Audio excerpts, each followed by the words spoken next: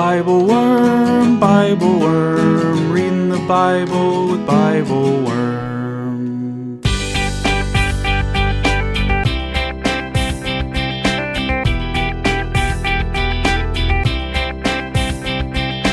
Welcome to BibleWorm, getting to the core of the biblical text. I'm Dr. Amy Robertson, Director of Lifelong Learning and Music at Congregation Or Hadash in Sandy Springs, Georgia. And I'm Dr. Robert Williamson, Professor of Religious Studies at Hendrix College and Theologian in Residence of Canvas Community in Little Rock, Arkansas. We're here every week to discuss the biblical text, both as biblical scholars and as people of faith, one Jewish and one Christian. This week, we wade into the parables with Mark chapter 4, verses 1 through 34. How striking it is that the chapter starts out by telling us that Jesus creates some physical distance between himself and his listeners by going out in a boat before trying to teach the crowds that have gathered on the land. Similarly, he teaches here in a way that creates a little distance between the words we read and the meaning to be conveyed. The parables in this chapter made us wonder, which truths from our everyday economy, our everyday lives, will serve us well when we reorient towards God? And which ones are we going to need to relearn? When you're entrusted with something precious, when is it right to be careful with it, and when is it better to be generous with it? And how big or small is our role in God's system anyway? Thanks for listening.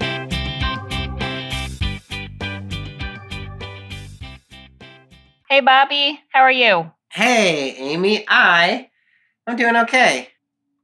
Great. That's all I got. No, I mean, it's like a funny time of year, sort of. I don't know. I would like to nominate, okay, this is a weird thing generally and also weird as a Jewish person, but I feel like I wish all the pretty lights weren't done in December, and then we have this long winter that stretches out before us, where it is dark and cold. January and February are so hard. Extension. Yeah. I mean, Groundhog Day is trying to hold it down. But It doesn't really work. No. Like, I'm not looking forward. I guess Valentine's Day, but Valentine's Day just kind of irritates me. Although I will say, if it were not for the terribleness of February, at least in the Northeast, I don't think we ever would have met, because I went to visit Emory for the first time in late February. And it was like late February is like early spring in Atlanta. Yeah, it was like 70 and degrees. I was like and you were coming drinking from beer Boston. on the porch somewhere. Yeah. And I was like, oh, yeah, I'm not going back to Boston. Yeah. Emory used to do that. I think they did it for that exact reason. I don't know if they do it anymore, but they would bring in all the prospective students in February, coming from Yale and Harvard and Chicago, Princeton. Mm-hmm. I know, but now that I've been here for so many years, still, I'm like, no, it's still too cold. Yeah. It's still too cold. Yeah. Well, it's not February yet. Maybe by February it'll. You can leave your lights up. Do you put lights up? You can put lights up. You just have your January lights. And people are like, hey, why do you have lights? And you're just like, I have January lights. It's because it's dark. I don't like the dark. That's fine. Mm-hmm. The front porch light at our house burned out. I don't know. It's not burned out. It's actually like I need to replace the actual ceiling fan on our porch. It was like it maybe like this summer. And so it was fine because it was like light till 9 o'clock. And then like slowly as the winter. And now you're like, it's too dark to change a light bulb. I can't see what I'm doing. I get home from work. It's not just changing a light bulb. I'm going to have to like have an electrician come and replace the ceiling fan because I don't know how to. Electricity makes me nervous. It would be like Uzzah touching the ark if I tried to change my ceiling fan. We don't want to do that because then you'd have to like change it while wearing oven mitts. And that would be hard. Yeah.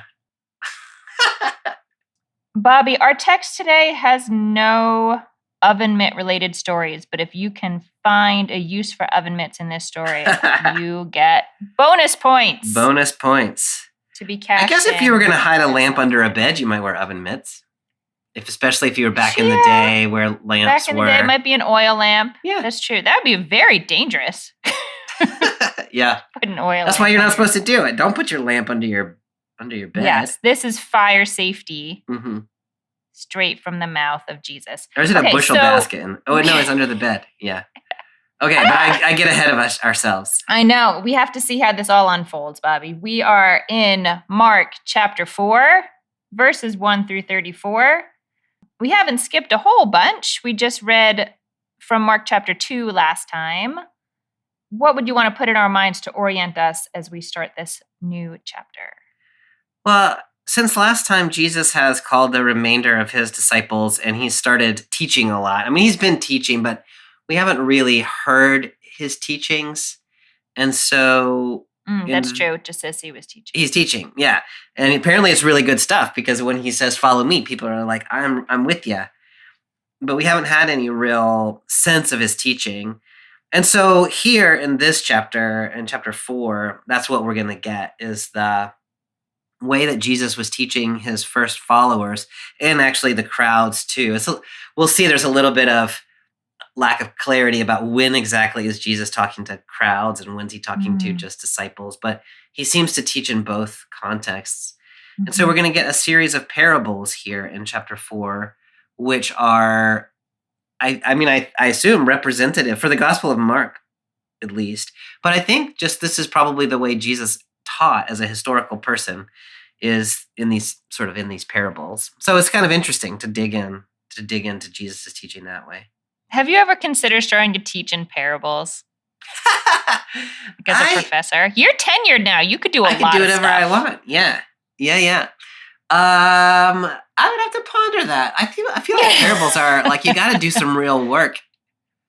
Coming up with a good parable really is actually a lot of work. You have to do some work. Yes, you would have to do some work, and also your students would have to do some work. Yeah, it's true. Yeah.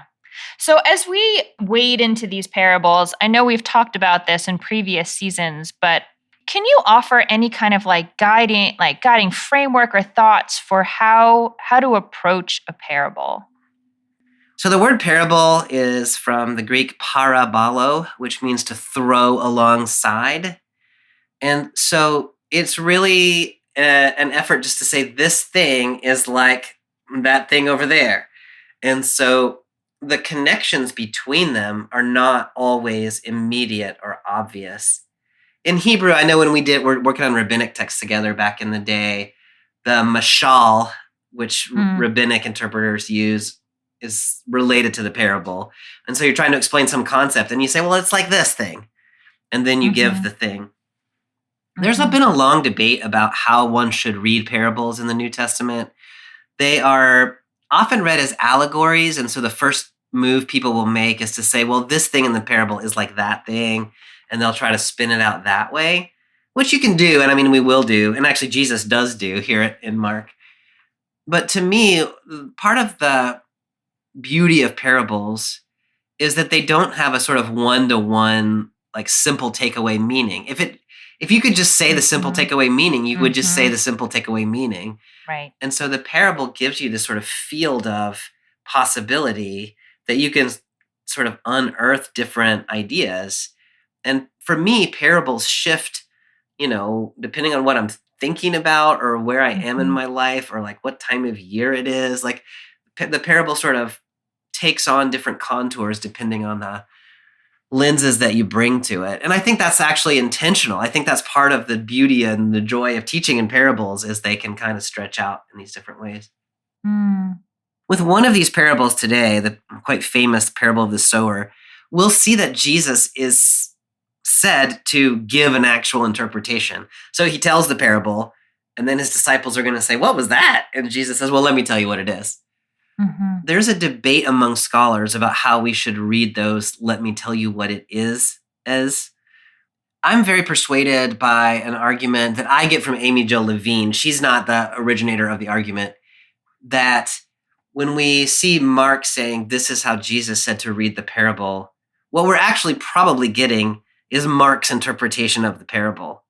That Jesus probably told these parables, and he told them multiple times in multiple settings, and they had this sort of multifaceted interpretation. And then the gospel writers come along and say, but this is what you should think it means, and put it in the mouth of Jesus. Other people will argue that Jesus actually did interpret his own parables. And so what we get here is actually what Jesus thinks the parable meant. My own approach is to kind of read the parable, play with like, what could this mean? And then see what does Mark say Jesus said, and leave it a little bit open about whether that is really what Jesus said. But I try not to let that be determinative, right? I try to take that reading seriously, but not as the only possible way that one could read. Mm-hmm, mm-hmm. We also get other parables, and several in today's text, that don't have any interpretation. So then you can just go for it. Go hog wild. Yeah. But would you say anything else about parables? I mean, I think I really want to lift up what you said earlier, that if this could just be said really simply, like, this is not a trick. Right. It's not that there's a simple way to say this and they're choosing to be fancy about it. Right. It's that the world is complicated and nuanced, and these things are being held up together. And so I think when I read parables, I always have this there's one thing in the parable being told that feels like a salient feature of the items, and I want to just latch onto that and say, okay, so that must translate to this. Right. But I have to really intentionally slow myself down and say, like, well, what else is there about that thing? Like, which of these many facets of the things being discussed are being lifted up here? And it's not clear. As you said, it'll depend on the day I read it. Right. But I have to really intentionally slow myself down. As you say that, I'm thinking that's actually kind of the way we read every text. You and I, slow down and but it reads like there's more possibilities, I think, in the parables. But we are very much a slow down and see what's possible in a text kind of people, I think. I suppose that's true. Can you believe that when I first started taking writing classes in college, I used to put math formulas in my writing? Like, what? I did exactly the opposite of what I'm saying. I would be like, I'm just trying to make this logical point, and it's easier to write it in math. Oh, yeah. Yeah. You really are a 5 on the Enneagram. I am a 5. Through and through. Yeah, I should have been an accountant. Yeah. Okay, let's start reading. Let's do it. I am reading from the NRSV, as I am wont to do, and I'm picking up in verse 1. Again, he began to teach beside the sea.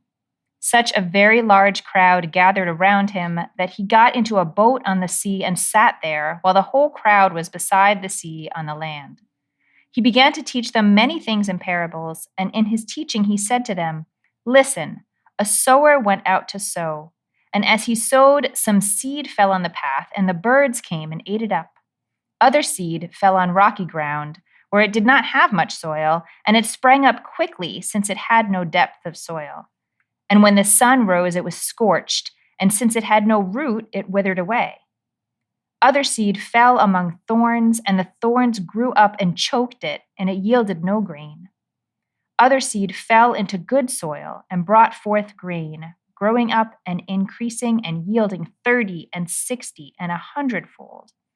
And he said, Let anyone with ears to hear listen. When he was alone, those who were around him with the 12 asked him about the parables, and he said to them, To you has been given the secret of the kingdom of God. But for those outside, everything comes in parables, in order that they may indeed look but not perceive, and they may indeed listen but not understand, so that they may not turn again and be forgiven.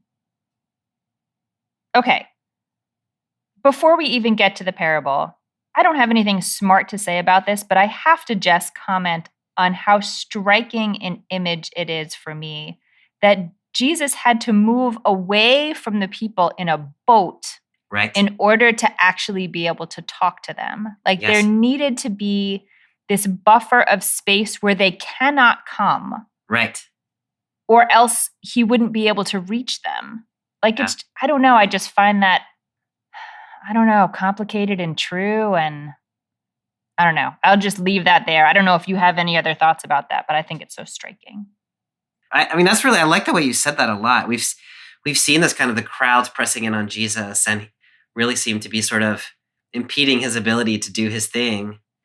And earlier in the gospel, in a set of texts we didn't read, but Jesus is actually like kind of trying to get out and say like, no, I need to talk to you. Like, that's the thing. And people are always pressing against him. So I never thought about it though, like here as the buffer, like literally they cannot get to him. If he had just gone up on a hillside, they would have just come up the hillside. They would have just come up the hillside. Yeah. If he was going in a house, somebody would have dug a hole in the roof and they would have come down through him that way. Seriously. Yeah. Seriously. Yeah. But there has to be some space. at this point. Okay, so now we get the sower and the seed. I'm so tempted to I can just feel my mind automatically wanting to, what is this and what is do that? things with this.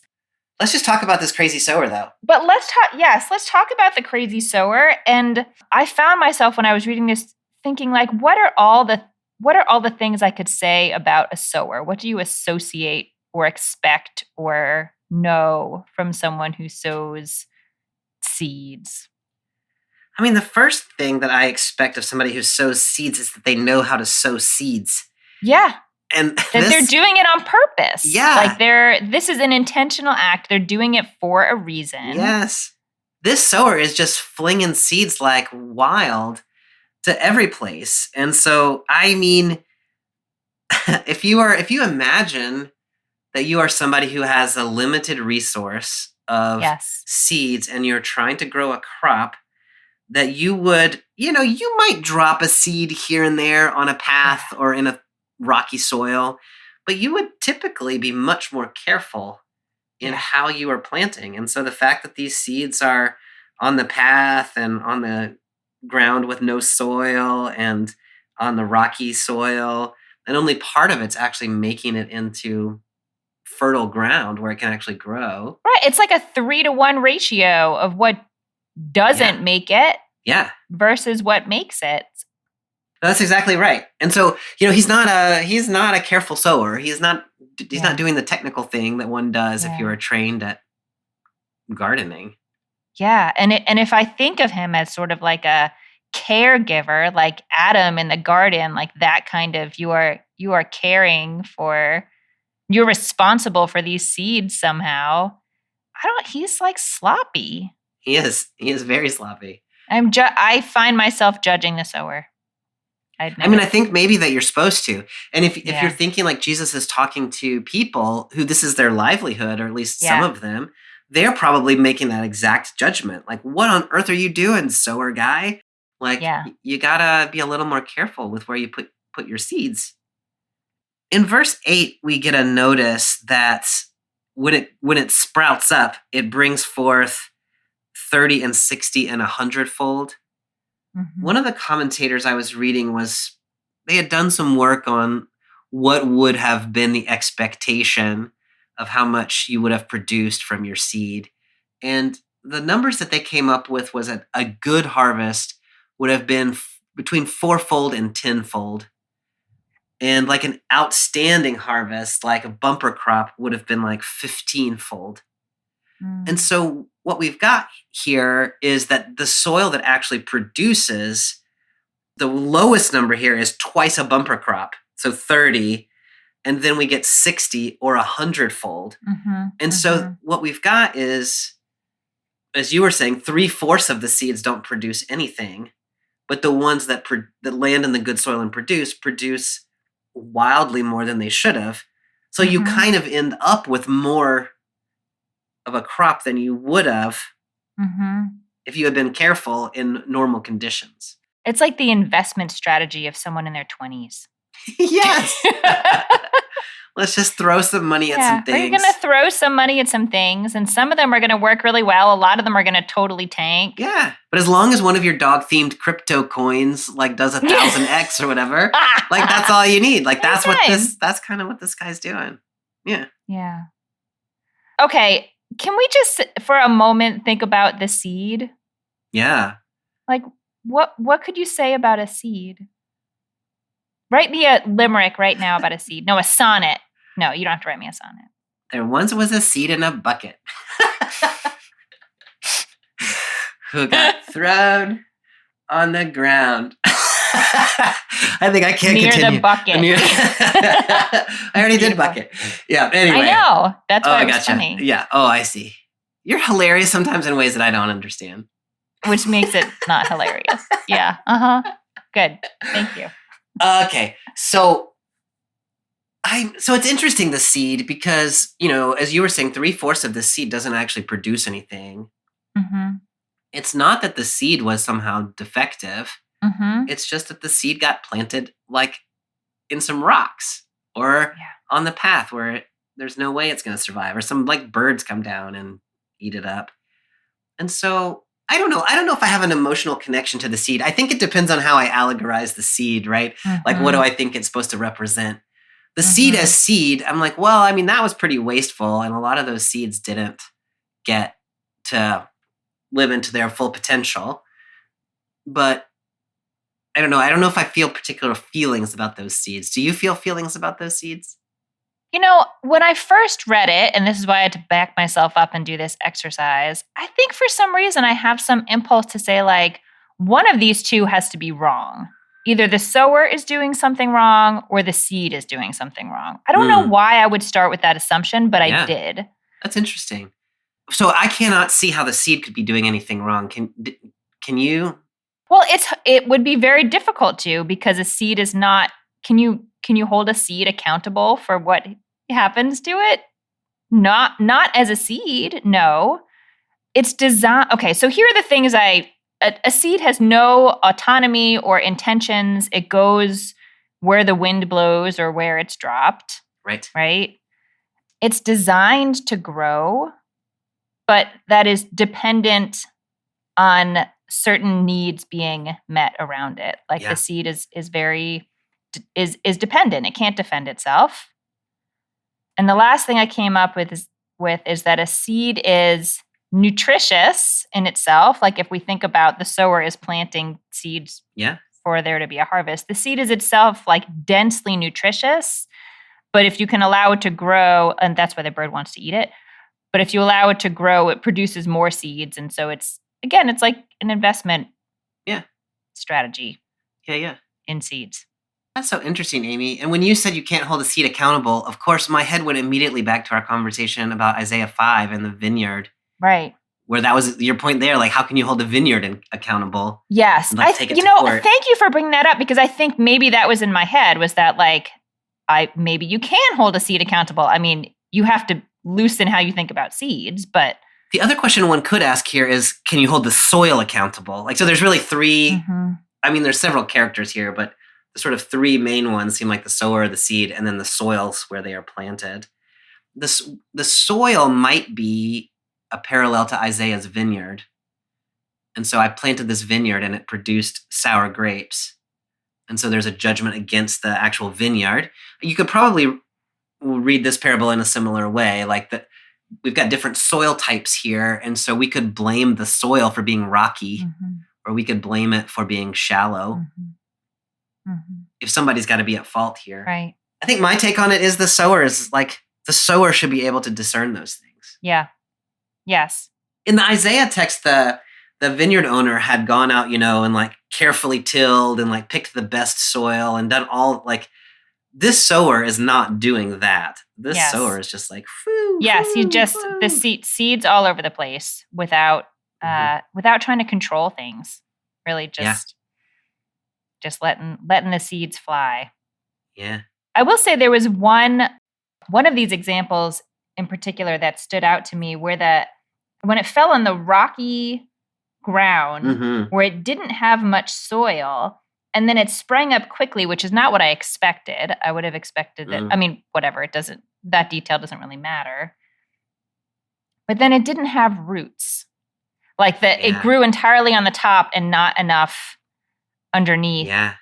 And that made me think about how we were talking about how John sort of stayed in the wilderness, like out of public sight, until it was time to really be involved in what he was doing. And he grew his roots deep. And how like Mark doesn't have any story of Jesus's childhood. Like Jesus just had a childhood. And then when it was time to go into public, like had kind of saved some energy for that.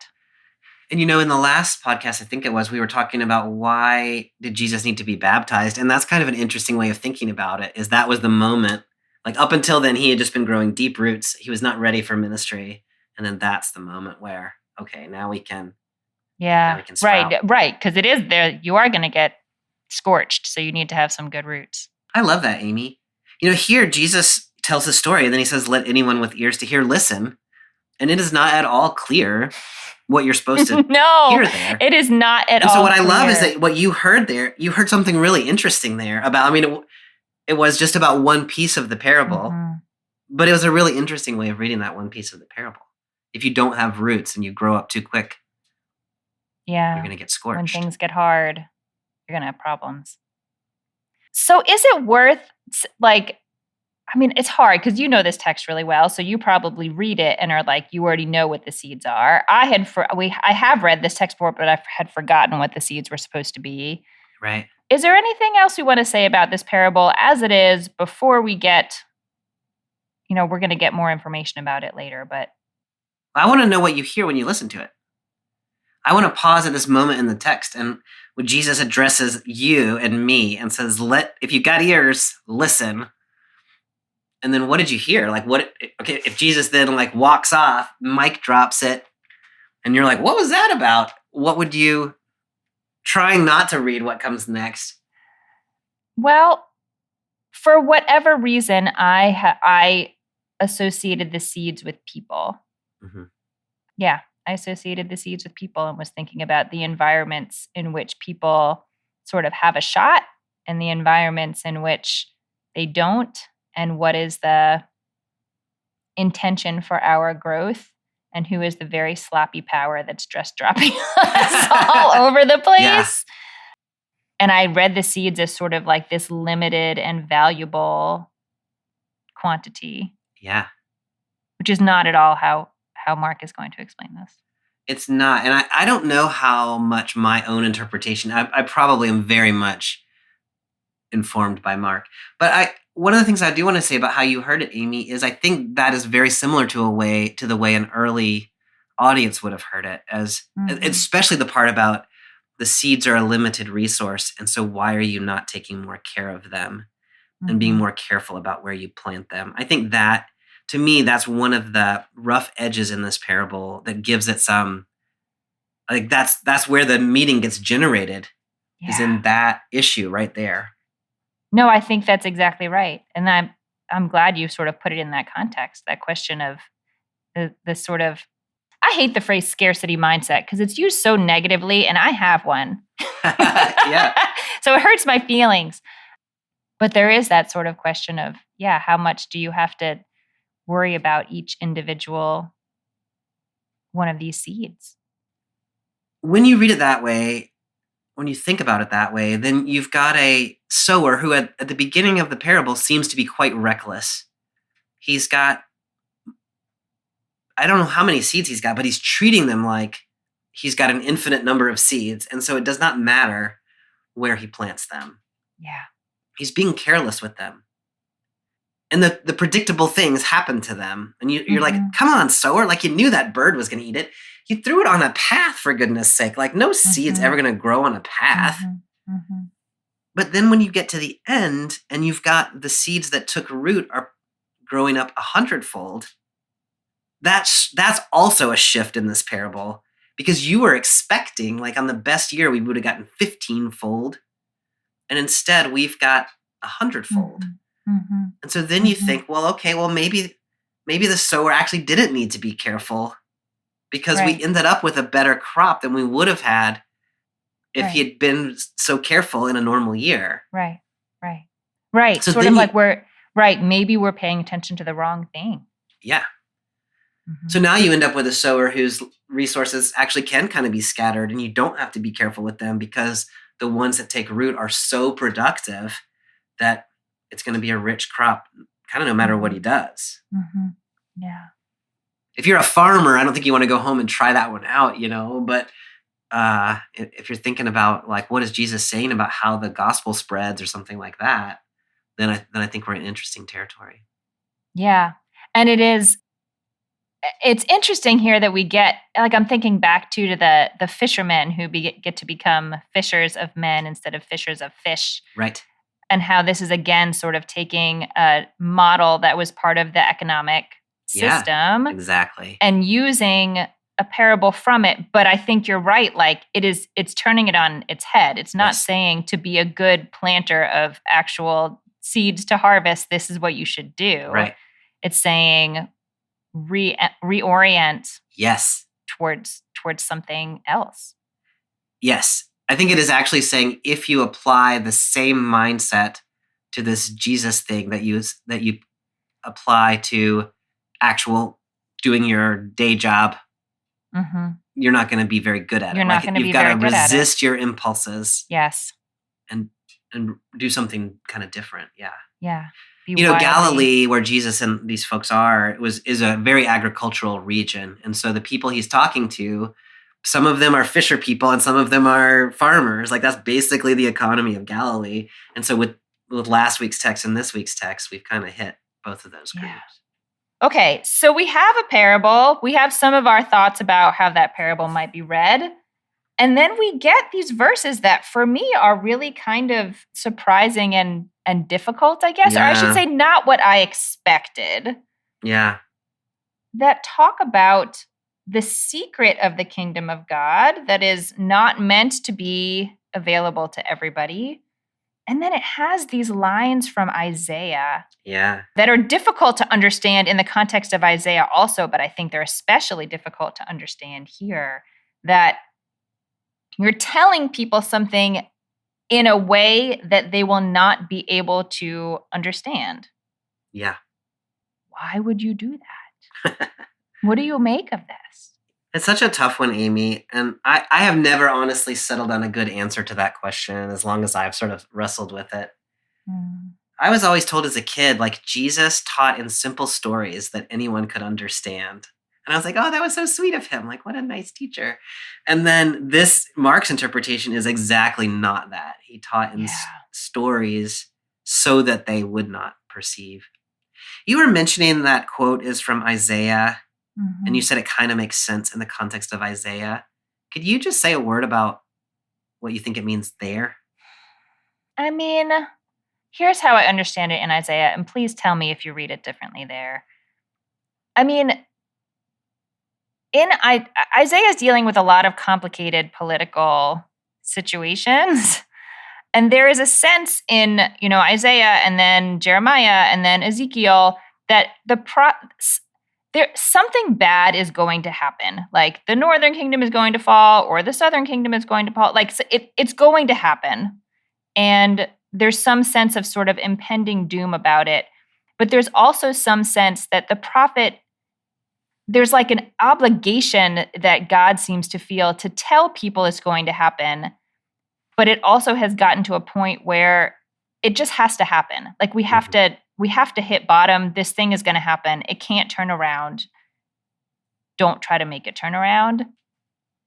And so the way that that's described in the beginning of Isaiah is that you're going to tell people, but they're not going to understand what you're saying. So it's very uncomfortable for me to read because, like, what's the point of that? Like, you've checked the box, but you haven't actually told the people. Right.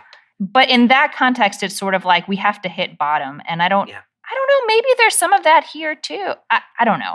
Does that help at all? I think it does. Like in Isaiah, it's sort of like doing due diligence, right? Yeah. So you got to say the thing, even though it's not going to have any effect. Because then when people say, but nobody told me, then you can say, but look, I did tell you. One of the things that's so interesting to me is Jesus responds to his disciples by saying, to you has been given the secret of the kingdom of heaven, the kingdom of God. But for those outside, everything comes in parables. So you've gotten this sort of insider-outsider motif. But what led to that comment was the disciples saying, Jesus, we didn't understand that parable that you just told.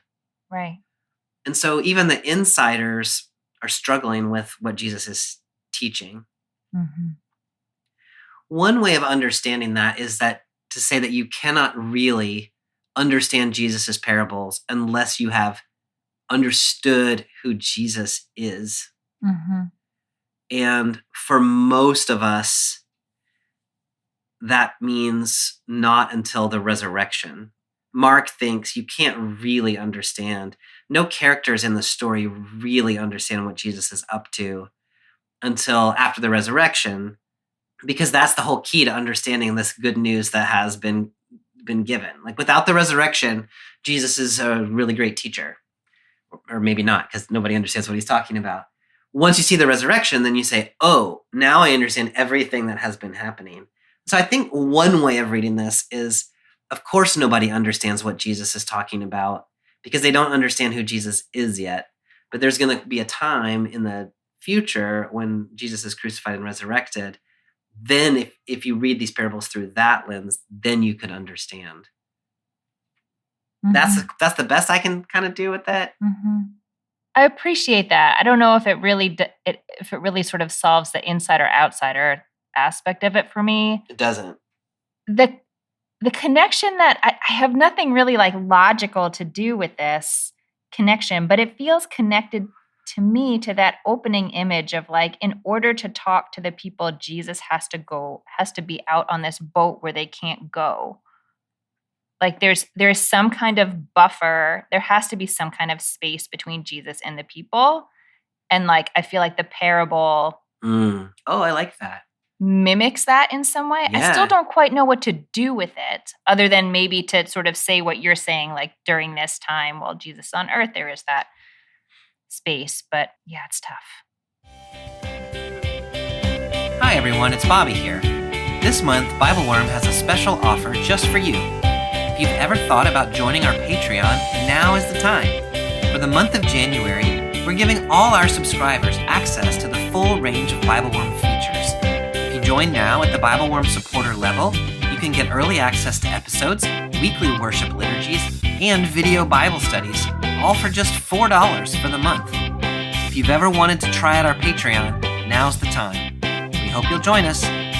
And now, back to this week's episode.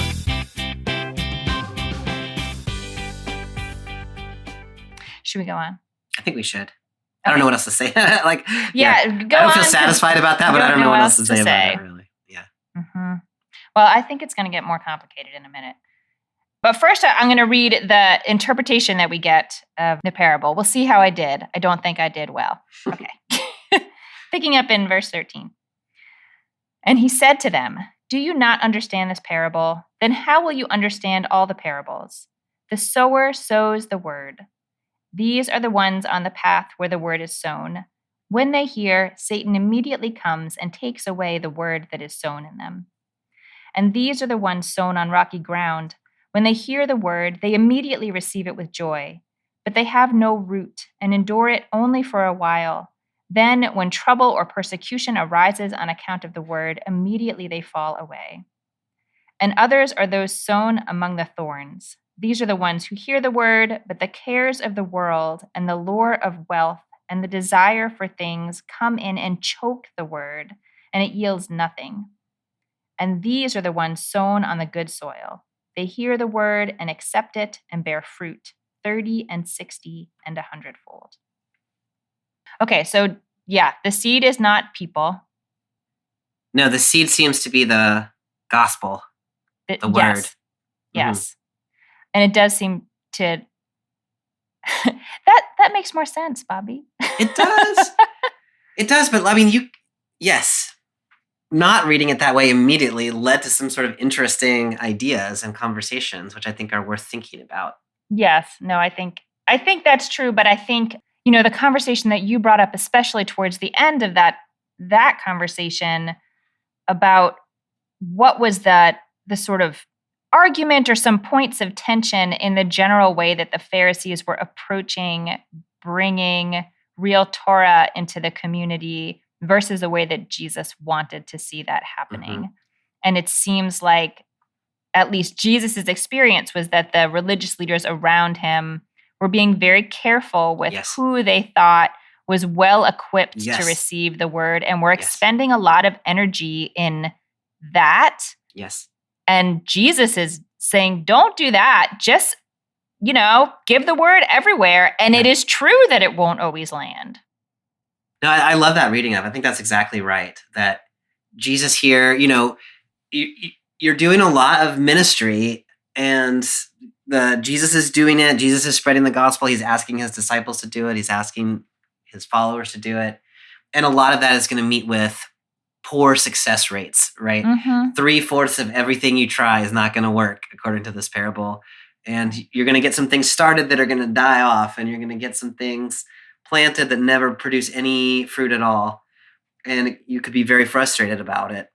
So one approach would be to be very meticulous about only planting the seeds in soil where you know it's going to grow.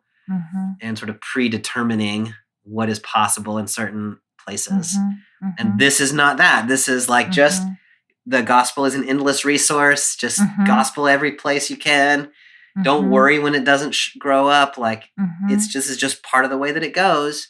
But when it does take root, look what it can do. And so focus on those small places, that little bits of soil that produce so much. And don't stop putting the gospel out other places. Just put it everywhere you can think to put it, even on the path, even on the rocky soil. Yeah, it is a really interesting pulling together of sort of holding the word as precious, but also as infinitely available. Yes. And those things don't automatically fly together. Like sometimes precious means something else that you have to be careful with it. It's limited. It's you honor it by protecting it. And this is saying don't protect it. It has the capacity for enormous life. Yeah. And it's precious in that sense. Yes. But it doesn't need to be protected. And it's fine if it doesn't take root every place that it goes. Yeah. One way of reading this parable then, so I really love that reading. That's the kind of reading that I sort of tend to. It is also possible to read what Jesus says here and then start trying to decide either what kind of soil am I or what kind of soil is that person over there. I don't like to read this parable that way. I like to read it as the sowers, like flinging the stuff out there. But it is kind of probably worth thinking about, like what kind of soil, like what have I produced with the seed that has been given to me? And why is that?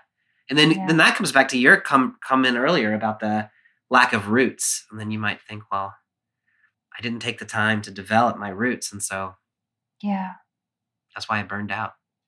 I'm feeling some impulse also to read those environments where the seed might fall more as communities than individuals. Yeah. I like that too. And I don't totally know why, other than just that any kind of environment where something could be planted is made up of many things. You know, they fall into a little ecosystem. And there are supportive ones and not supportive ones. Yeah. Okay, I want to read the next section if you're ready, because I want to complicate the previous section. Good. I like complications. Okay, good. So I'm picking up in 21. He said to them, "Is a lamp brought in to be put under the bushel basket or under the bed and not on the lampstand?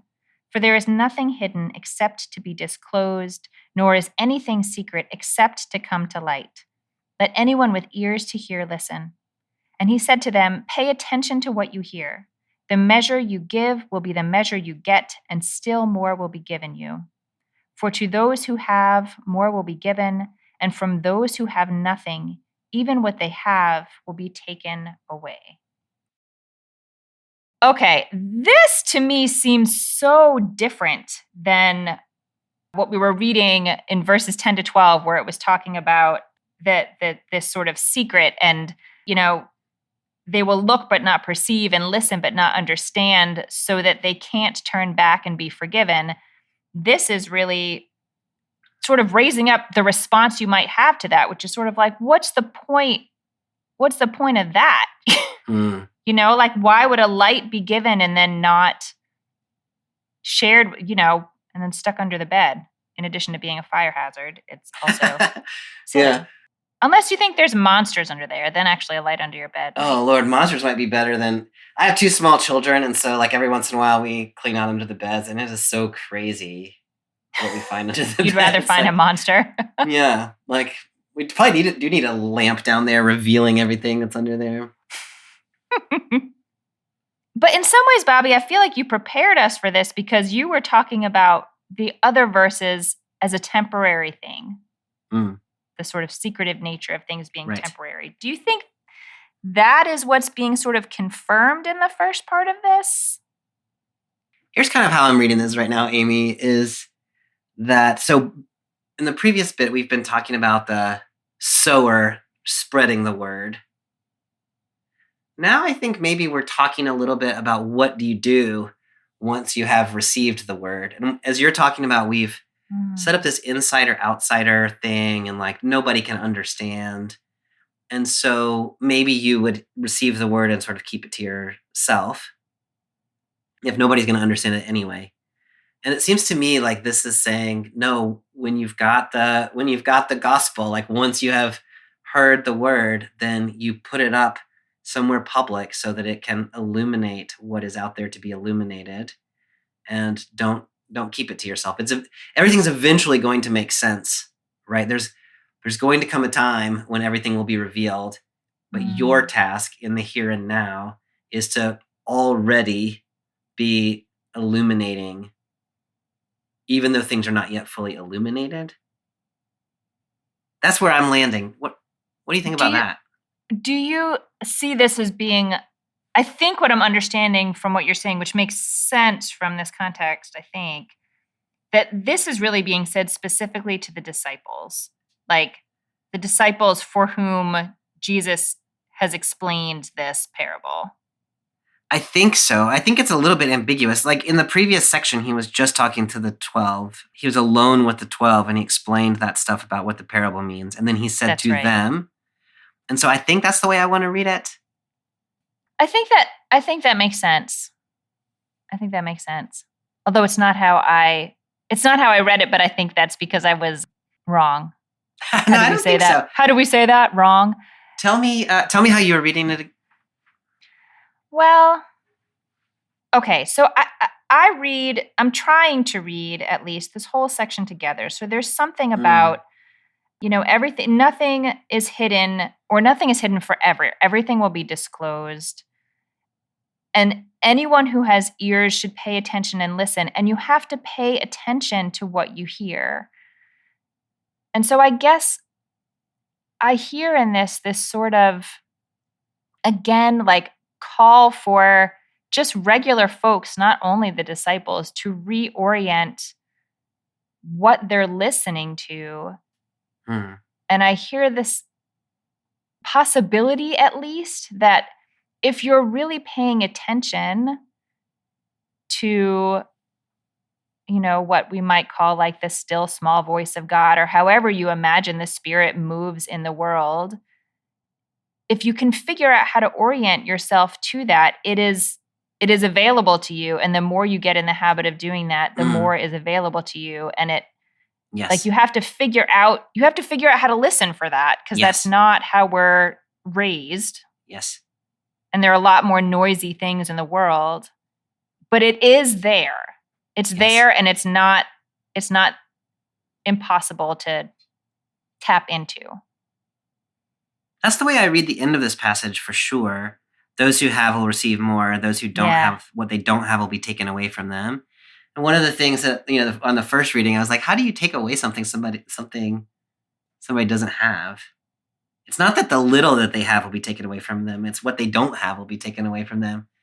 And that's kind of the way that I was reading that similarly, is once you've sort of started paying attention to this light, then the light grows. And so nurture that and put it out there where it can be seen, and your light will grow. Whereas people who have not yet understood, who have not yet listened properly, they can't grow anymore. They can't get any lighter because they haven't got it yet. So that part of it, I think, makes sense to me. Are you a Sufjan Stevens fan? I used to listen to Sufjan. It's been a long time. I come in and out of chapters where I'm just like completely obsessed with him. And I'm in one now, lucky you. And there's this one lyric to a song that came to my mind as I was reading this. What if the world were not informed by real estate and power lines, the secret river of my life pursued by love? Which is really just about reorientation. But I think what I love so much about it is not the secret river of my life pursuing love. It's pursued by love. Like it is there and it is pursuing you, but it's you have to pay attention to it. And that's a choice. I love that, Amy. And it's connecting, like with this passage, it's also connecting with the sower parable. With that, like if you take the gospel or the word to be like this abundant life or the power of love, or however you want to think about it, and it's like it's just being flung around every place. Yeah. But it matters how the soil is tended, and it matters how you receive it, and it matters how you pay attention to it. Every time we say sower, I think about this really poor embroidery project that I tried to do when I was in maybe 5th grade. And I was trying to write Amy, the world's greatest sewer, on my project. I was a very Yeah. modest Oh child. no! Yeah, I it just came felt that out in my head. sewer. I mean, I The guess that world's is how you would greatest spell sewer. sower, but It is. I guess but that's it why you didn't. use the words You Taylor. don't use, You can't yeah, call it you don't sewer. use that word. Yeah, that was sad. That's Poor, funny. poor child Amy. Sweet Amy. Yeah. Okay, we still have a little more text to read, so even though I want to perseverate on this one, maybe we should pick up. Yes. So I'm going to pick up in 26 and take us home. He also said, "The kingdom of God is as if someone would scatter seed on the ground and would sleep and rise night and day, and the seed would sprout and grow. He does not know how. The earth produces of itself first the stalk, then the head, then the full grain in the head. But when the grain is ripe, at once he goes in with his sickle because the harvest has come." He also said, "With what can we compare the kingdom of God, or what parable will we use for it? It is like a mustard seed, which, when sown upon the ground, is the smallest of all the seeds on earth. Yet when it is sown, it grows up and becomes the greatest of all shrubs, and puts forth large branches so that the birds of the air can make nests in its shade." With many such parables, he spoke the word to them as they were able to hear it. He did not speak to them except in parables, but he explained everything in private to his disciples. That Jesus. Explain it to me. Tell me. Don't leave me out here in the cold. Bobby, I love that this one starts, it feels really important to me that it starts with the words, "The kingdom of God Yes. is as if." Right. How does that change things for you? How does that matter sort of compared to the other parables we've had? That's so interesting because I tend to read most of Jesus's parables as the kingdom of heaven is like, even though they aren't Right. always, because that. I mean, I think that's a natural thing to do. Yeah. So here the throwing alongside is the one side is kingdom of heaven, and then here's 2 stories that help you understand what that is like. You know, I think of the kingdom of heaven as you know, not just as some sort of future reality in some distant place, but as a thing that happens here and now among us, or at least could, as well as maybe some fulfillment in the future time. So when I read the kingdom of heaven is like, I'm reading about like, this is what the community based on the gospel is like, or should be like. I can't help but read this together with the other sower parable. Yeah, for sure. A little bit. How does this, well, I guess, what do you draw from this one? How does it sort of how does it enrich your understanding of the whole picture here? When we say this one, we're thinking about the Oh, guy yes, who sorry. Yes, doesn't know we're how talking seeds about grow. yes, the sower who sleeps and rises but doesn't really know how. I love all this magic guy. works. Yeah. I love this guy. Yes. I'm very much like him, I think, which is, I think he's being held up as like a positive. So that makes me feel good because he doesn't have any idea what he's doing. He's not even said to be a sower here. He's just somebody who scatters seed, and he goes to bed and he like takes a nap and he doesn't know, like he doesn't do anything. And then, wow, like there's a crop. And that's so often is how things go for me. Like you just kind of put some stuff in the world and some of it grows up and does amazing things and some of it doesn't. And I don't really know. I don't know why.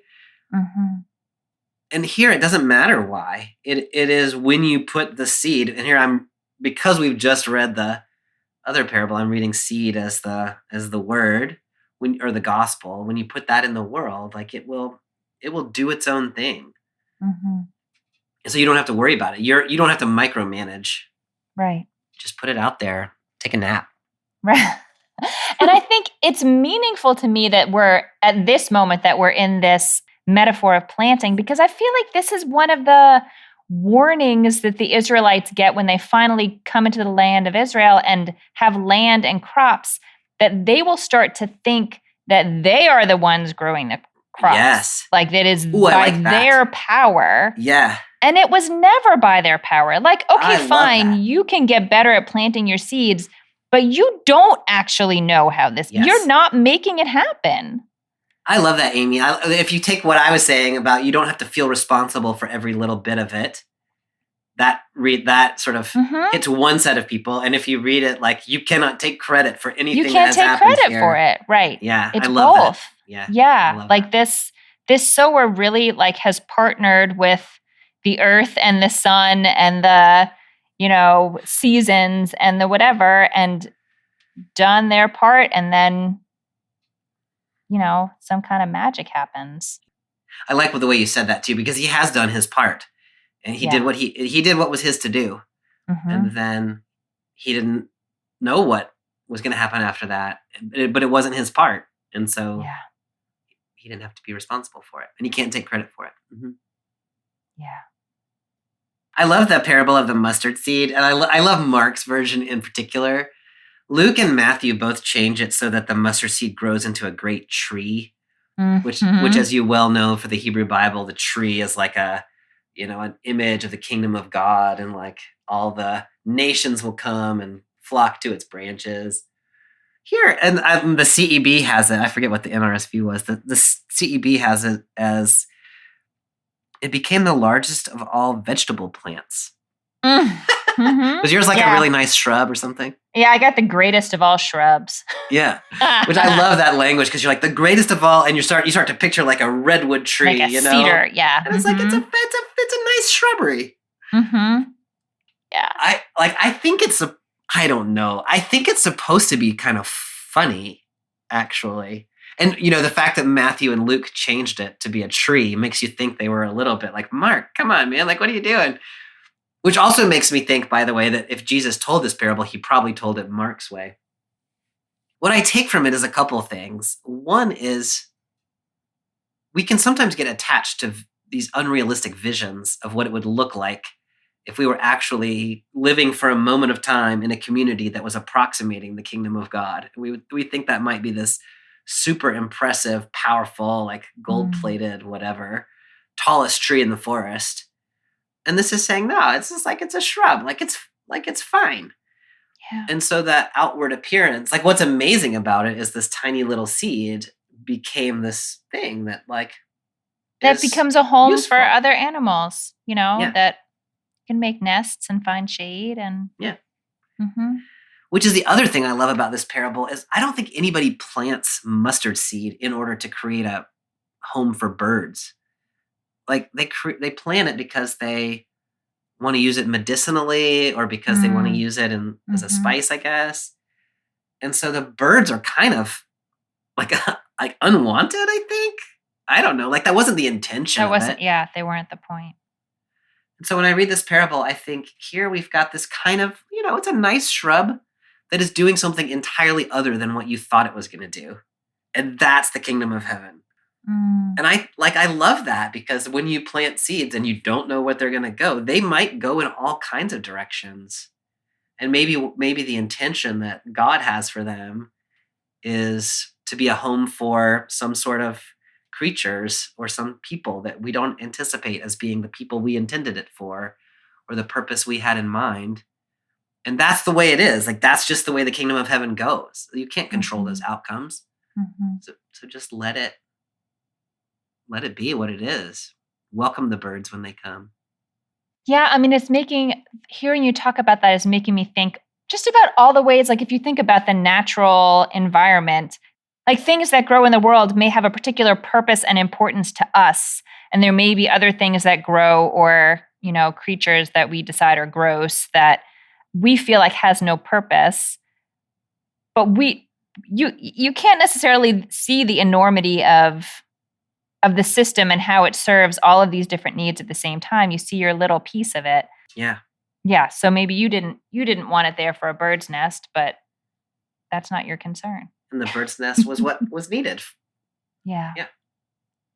I think that I like the mustard seed especially coming on the heels of all of this other conversation of the sower, because it's a reminder to me that even the kingdom of God as a mustard seed can't do it on its own.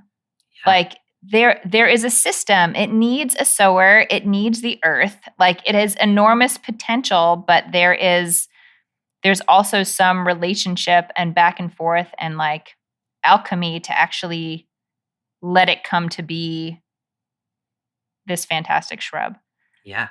Which reminded me of like Zechariah's prayer. You said at that time, maybe that was the reason that this angel showed up, and maybe that was the reason that John the Baptist was born. Like maybe his prayer started this whole thing moving, or like thinking about the way the heavens responded to Jesus's baptism. Like that there's even the kingdom of God needs the contributions of needs our feeble contributions. Yeah.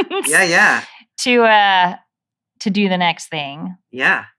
I love that. And mustard seeds, of course, are super unimpressive, and they seem tiny and not worth very much. And so our little tiny contributions is exactly right.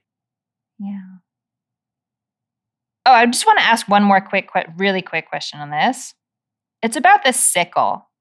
Oh, yeah. In verse 29. So I mean, I think I've seen too many horror movies. Like I was like, oh no, don't come out with a sickle. But it seems like maybe it's not bad in this context. No, I mean, I read it just as saying like the harvest is here, y'all. Like, let's go gather it in. Okay, so everything has happened the way it should, and I think so. And now you have a part again. You plant the seed, you sleep while all the magic happens, and then you get to... And there's your crop. That's the way I read it, yeah. But you're right. Like I don't think... Sometimes sickles in the Gospels are apocalyptic imagery of angels and bad stuff happens after that. But here I think it's just saying he planted some seeds. He had no idea what happened for like, months at a time. And then there was the harvest and he went out and got surprise. It. Yeah. Okay, good. I didn't want anything scary to happen in the middle of the story. Okay, well, that was a lot to think about. Yeah.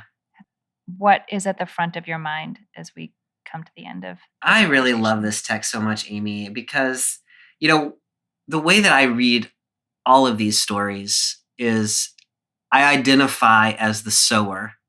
I don't know what that says about me, or that's the way we're supposed to identify, but I read it as what does it mean to be a person who has been given the gospel, who has been given this story about the possibility of God's kingdom and the abundant life that it offers.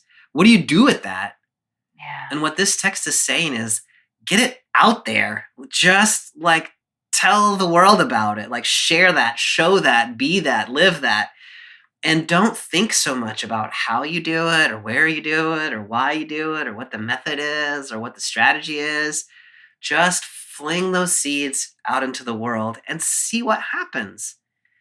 You can't control the outcomes. Mm-hmm. You can't micromanage everything, and you can't take credit for whatever it produces, or at least you shouldn't. And when it gets out in the world, you actually should expect a fairly low success rate in the terms of like seeds to success ratio. Maybe 3/4 of the things you put in the world are not going to work. But when the seed takes root, it really takes root and things grow up. And that's just the way that it is. And live into that, lean into that, and appreciate it for what it is. The very last parable also, to me, adds another layer, which I really like, which is when you put that love in the world, when you speak the gospel, you don't know what it's going to grow up to be. And maybe you shouldn't know what it's going to grow up to be. Mm-hmm. And you shouldn't try, like when birds come and land in your mustard seed, you shouldn't chase them off.